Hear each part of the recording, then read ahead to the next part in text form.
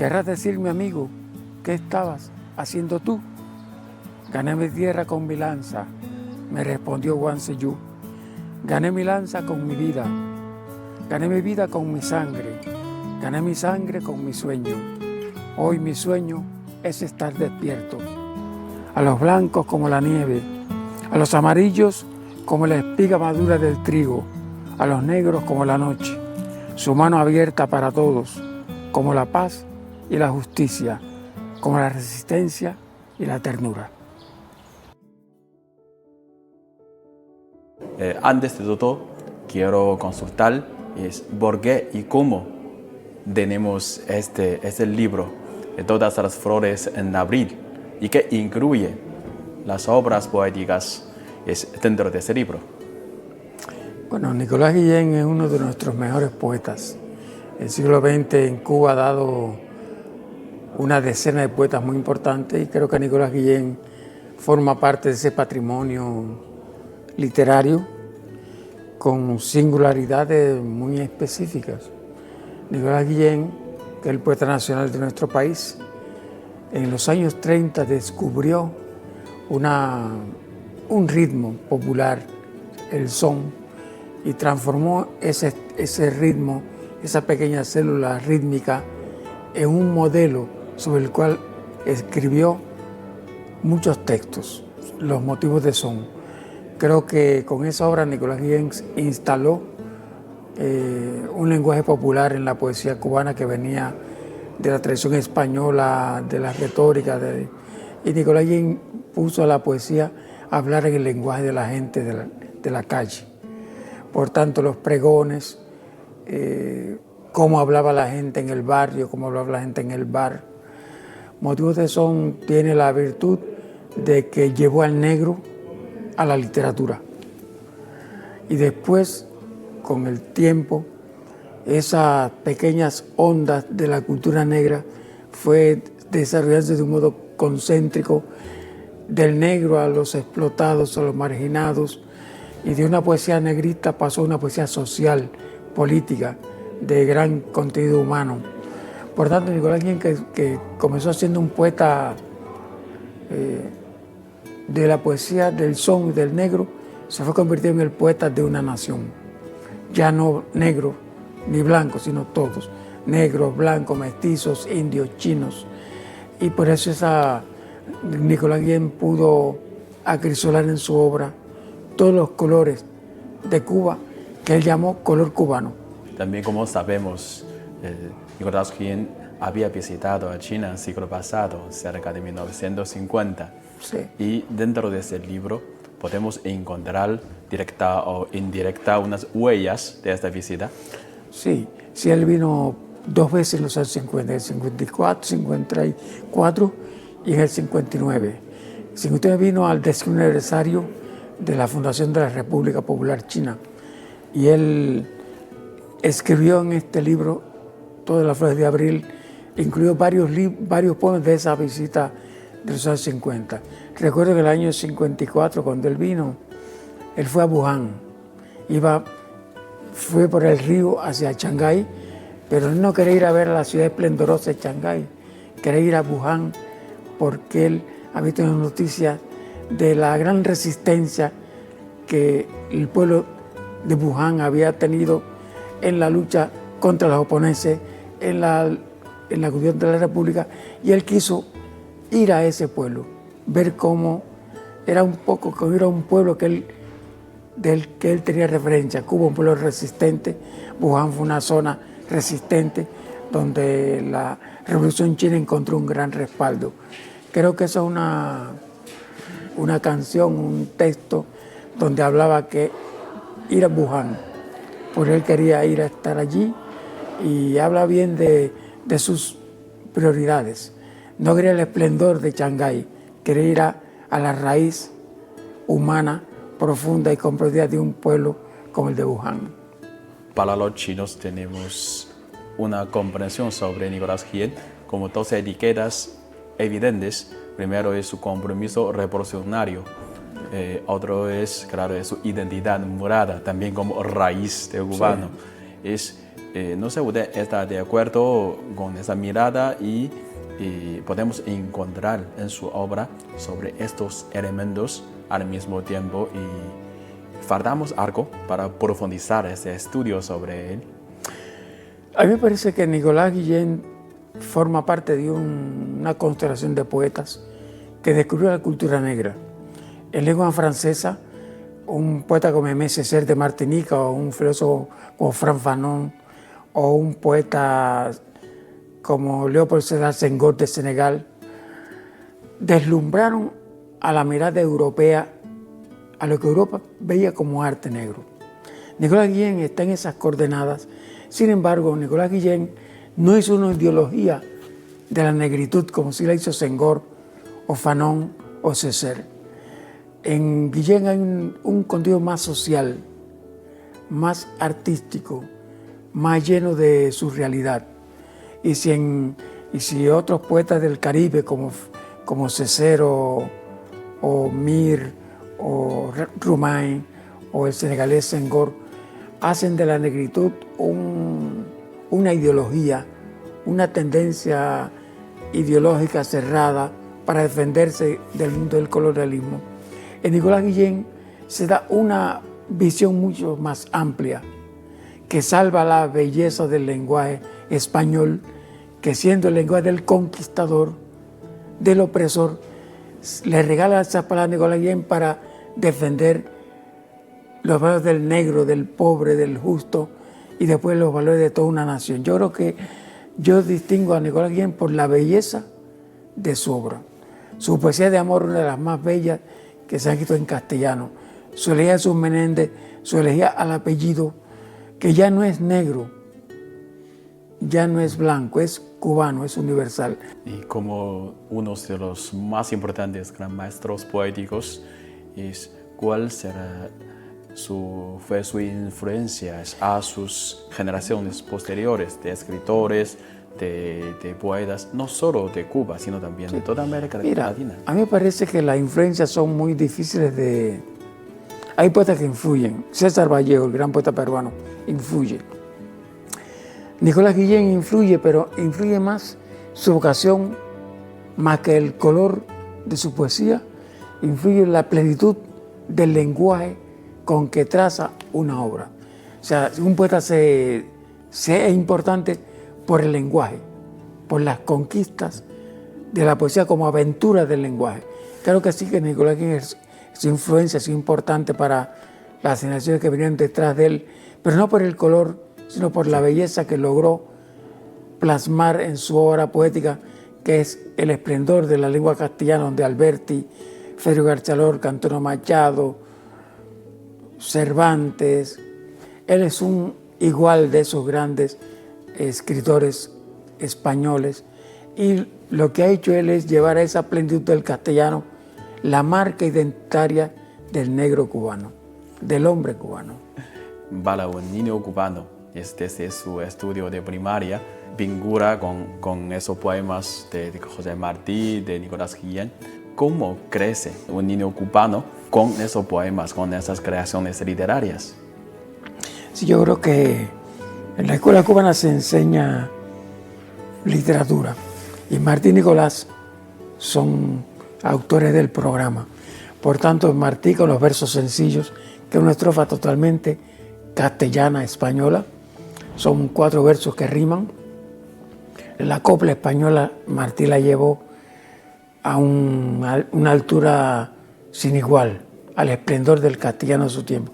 Dicen que José Martí es la cumbre del castellano en el siglo XIX.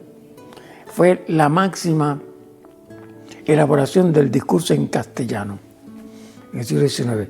Yo creo que Nicolás Guillén en el siglo XX logró trascender el lenguaje popular, el que recogió en los barrios, en los pregoneros, en los negros del solar, de las casas pobres. Martí hizo eso con la copla castellana y Nicolás Guillén hizo lo suyo con el son, con la música, con la célula rítmica del son, que eso es muy popular en Cuba. Y Nicolás tuvo la astucia o la maestría o la oportunidad de descubrir cómo el pueblo hace la frase, cómo el pueblo más humilde canta sus canciones, y él esas canciones las llevó a la poesía.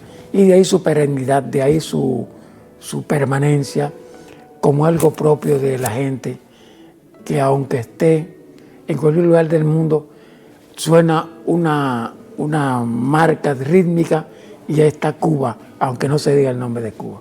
Y eso lo logró Nicolás Guillén. Y los niños lo repiten.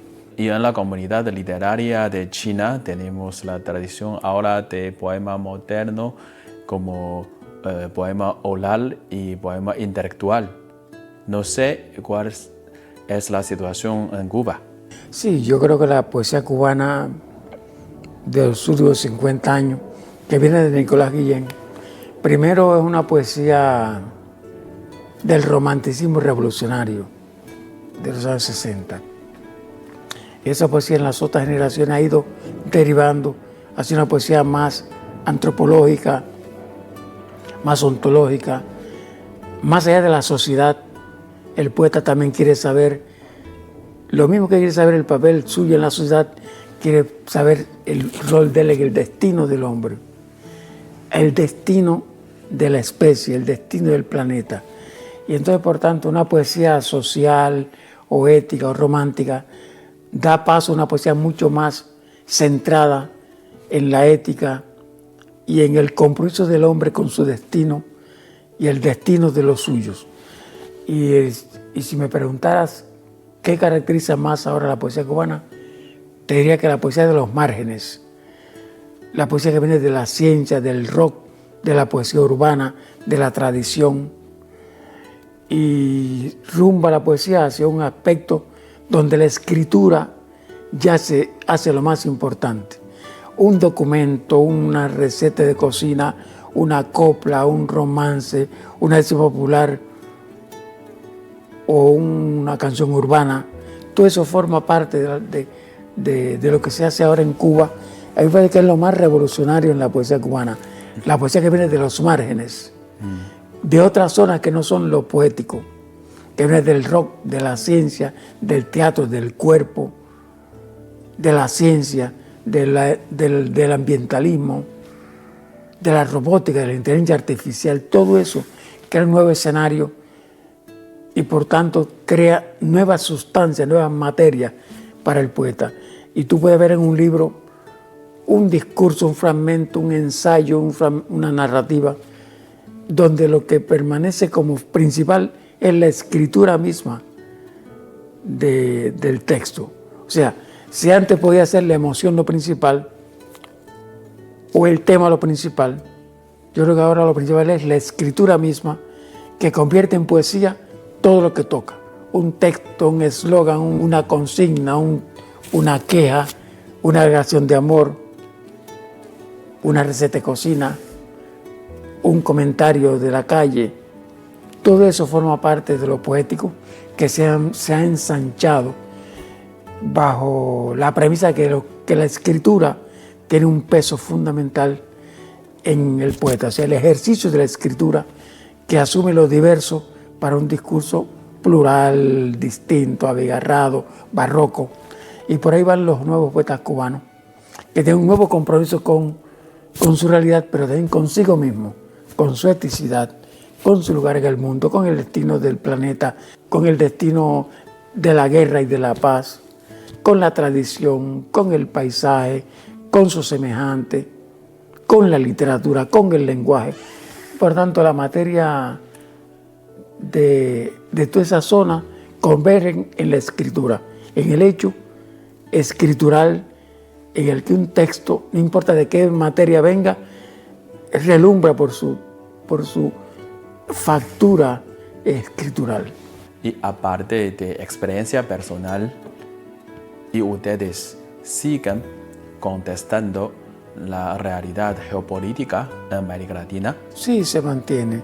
Creo que esa tradición se ha ido enriqueciendo y cada generación aporta su visión peculiar, pero hay un discurso central que viene de la tradición que está vinculado a la belleza, a la búsqueda de la belleza, del lenguaje, a la justicia como opción del ser humano de transformar el mundo. Decía el poeta francés Rimbaud, hay que cambiar la vida. Decía Marx, hay que transformar el mundo. Entonces, por tanto, cambiar la vida, transformar el mundo, hacerlo con tus propios recursos, con tus propias fuerzas del individuo, que siempre son limitadas. Siempre el individuo tiene severos límites, pero tiene que dedicarle su vida a algo, ya sea la belleza, la justicia, la paz, que le dé sentido a su tiempo, le dé sentido a sus horas en la tierra. Por eso cada generación trae nuevos contenidos, nuevas miradas, miradas críticas, miradas contemplativas, pero siempre miradas renovadoras, porque cada generación construye sus discursos negando lo peor de la tradición y salvando lo mejor de esa misma tradición. Por tanto, es una dialéctica simple. Para renovar algo, para transformar algo, hay que negar lo viejo o retomar lo viejo y darle un lenguaje nuevo. No hay ninguna ruptura, una continuidad de la tradición que se sostiene con los nuevos discursos de la gente más joven, tan legítimos como los discursos de los grandes cantos de Nicolás Guillén, César Vallejo, Pablo Neruda, Lorca, Alberti. Esos cantos son el sustrato. Cada generación pone su nueva voz, sus nuevas preocupaciones, su mirada crítica sobre la realidad, y solamente una realidad que asuma esa mirada crítica evoluciona, se transforma y se hace más hermoso. Y también como hoy mismo también presenta este cantal de Alejandro, sí. Es como ese año también es el centenario de nacimiento de Fidel Castro. Sí. Es para nosotros, claro, los chinos conocen muy bien sobre la historia revolucionaria de Fidel y su relación con literatura contemporánea de América Latina. Este libro lo hizo mi editorial. Y ahí tenemos García Márquez, que aportó una prosa, dice, el Fidel Castro que yo conocí, como un testimonio en prosa. Pero hay poetas peruanos, Pablo Neruda de Chile, poetas de Honduras, poetas de Argentina, Juan Gelman, poetas cubanos, o sea, poetas de muchos países que lograron captar ese tremendo magnetismo de un líder político como Fidel Castro, que era realmente un profeta del tiempo futuro. Los grandes hombres siempre se adelantan y los poetas también se adelantan. Y los buenos poetas tienen la visión profética y enaltecen al hombre que es capaz de portar esa nueva sensibilidad, esa nueva energía transformadora. Y Fidel era un fenómeno de la naturaleza en cuanto a su inteligencia, su afán de cambio, de mejoramiento humano. Y los poetas, ya sean Pablo Neruda o Juan Gelman, o Ernesto Che Guevara, que escribió poesía, o Nicolás Guillén, sí. Todos vieron en Fidel Castro un símbolo de la revolución, un símbolo de la búsqueda de la belleza por la justicia social. No hay belleza que no sea justa. Para los griegos, lo bello, lo útil, lo justo, la verdad. Verdad, belleza, justicia, bondad. También para la civilización china tiene que ver eso. Ustedes tienen grandes líderes que han luchado por eso. Cuba, que es una pequeña isla, ha dado hombres tan grandes como José Martí, y en este caso un hombre como Fidel Castro, que abandonando su condición de clase, asumió la vida de los pobres y los llevó a la verdad y a la justicia. Creo que es un acto poético que le debemos a un gran hombre, que en el fondo cada gran hombre es un gran poeta que transforma no solo el lenguaje, sino la realidad que ese lenguaje ha configurado de vista al futuro.